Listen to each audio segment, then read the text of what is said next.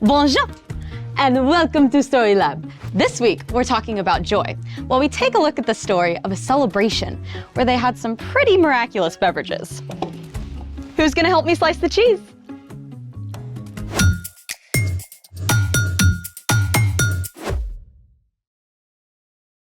Hey Skylar, I got your text, but why was it all emojis? Hey there, welcome to the party. Barbara. Up. Intros first. Hey everyone, welcome to Story Lab. I'm Barbara. And I'm Sebastian. This week, we're talking about joy, which is choosing to celebrate what God is doing.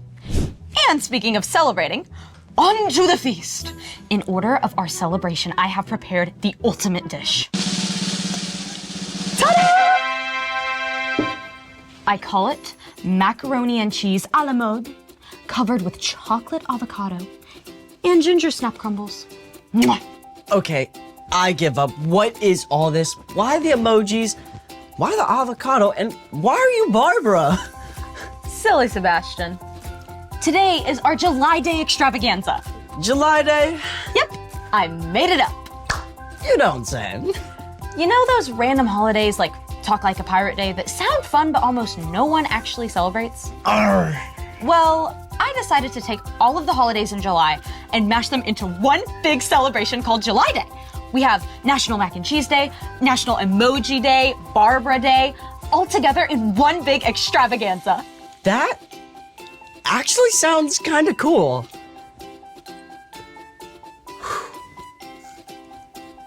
And this is surprisingly tasty. Right? In a weird, I would never do this myself kind of way. There's always a reason to celebrate, and in honor of July Day, I've planned a special experiment. Let's make it! For today's experiment, we're going to make that classic soft drink, root beer. Oh, so National Root Beer Day is also in July. No, that's in August. Keep up. But, sure. To start, you'll need 2 liters of distilled water, 1 cup of sugar, 1 bottle of root beer extract. Root beer extract was traditionally made from sassafras bark, but currently contains wintergreen, licorice, and vanilla. Thank you, random announcer voice. You will also need red and green food coloring, kitchen tongs, a large bowl, a stirring spoon, and our secret ingredient, 1 pound of dry ice. Warning! Always have adult supervision when dealing with dry ice. What he said. Where do we start?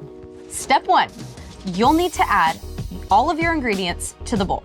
Start with the water first.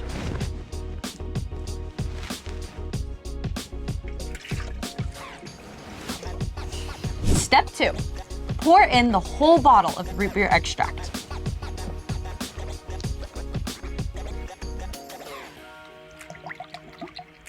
Step 3, add 1 cup of sugar and stir until the sugar fully dissolves into the water.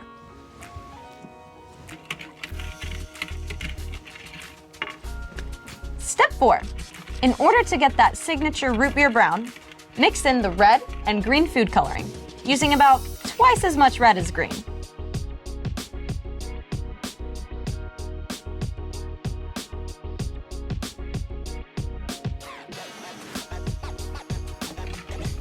Now that's starting to look like some root beer. But it's kind of flat. Where are all the bubbles? That's where we bring in the dry ice. Step 5. I gotta ask, how can ice be dry? Dry ice isn't frozen water. It's actually frozen carbon dioxide. Oh yeah, carbon dioxide is what we breathe out when we exhale, right? Correct. And carbon dioxide also makes all the bubbles you find in soda. Let's do this. Wait! Do Do not touch dry ice with your bare hand or without a grown-up. Because it's 109 degrees below zero. Yikes, that's Arctic.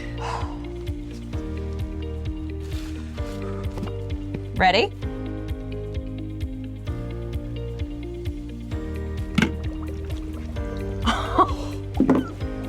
Whoa! You know, it looks like a scene from a scary movie. When dry ice is added to a liquid, it immediately changes to a gas through a process called sublimation. The gas fizzes, creating carbonation. Check out all the bubbles. Aw, cool. Could take a while for that dry ice to sublimate. While we wait, it's time for... The story before the story. Today, we're in the book of John, which tells the story of Jesus. Jesus came to Earth as a baby. He's the Son of God, but we don't know much about his early years. We do know that, just like us, he had a lot to learn. As he grew up, Jesus became wiser, stronger, and more pleasing to God and to people. When Jesus was about 30 years old, he went down to the Jordan River to be baptized by his cousin John. God spoke from heaven and said, "This is my son, and I love him." Afterward, Jesus began to teach and gather followers. Which is where our story starts. Take it away. Hey everyone, I'm Jen. Hope you're ready to celebrate because we're headed to an awesome wedding in the village of Cana. So far, no one knew about Jesus, but this began to change at a wedding that Jesus attended in Cana, along with his mom Mary and his new followers.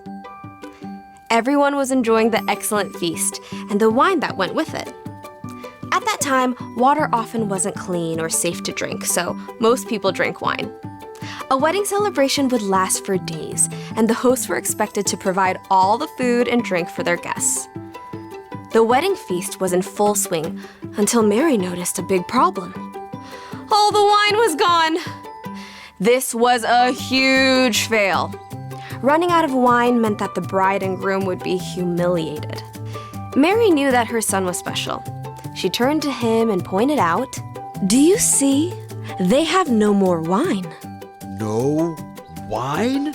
Well, that's a disaster. Total party foul. Jesus told his mother, Why are you telling me about this? The time for me to show who I really am isn't here yet. but Mary wouldn't take no for an answer. She marched up to the servants and said, "Do what he tells you." Okay. 6 giant stone jars stood nearby. These were used for ceremonial washing and could each hold more than 20 gallons of water. Fill the jars with water. You got it, boss. Why are we doing this again? His mom said we have to. Makes sense. You never want to disobey somebody's mama. After the jars were filled, Jesus told the servants, Now dip some out. Take it to the person in charge of the dinner. 1 cup of water coming up. Hey, this looks different. The servants took the cup to the guy in charge of the feast. You can imagine they were pretty nervous about how this was going to go down. He's drinking the water. I don't think that's water anymore. Sure enough, the guy in charge immediately pulled the groom to one side. My friend, what is this? Everyone brings out the best wine first, but you have saved the best until now. I did? I did. I think. The bride and groom were saved from major embarrassment, and everyone could continue their celebration. Jesus chose to turn water into wine as his very first miracle. He did something incredible, simply so a group of family and friends could continue to celebrate and enjoy each other's company. The end! Those servants, can you imagine their faces? Total shock. Cleaning water one moment, expensive wine the next. God loves a celebration for sure. So, what's our part in the story? Well, Jesus showed how important it is to find joy in spending time and celebrating with family and friends. So go to all the birthday parties. It's true that parties are great, but that's not the only way we can celebrate.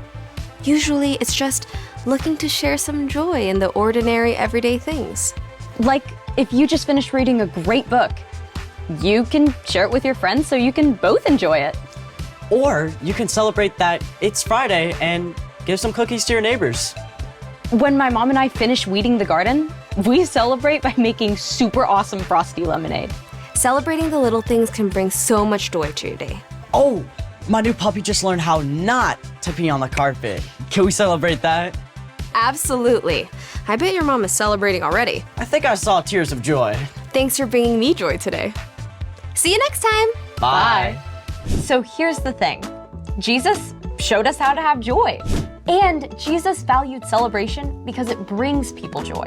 Now can we celebrate our root beer? You know it.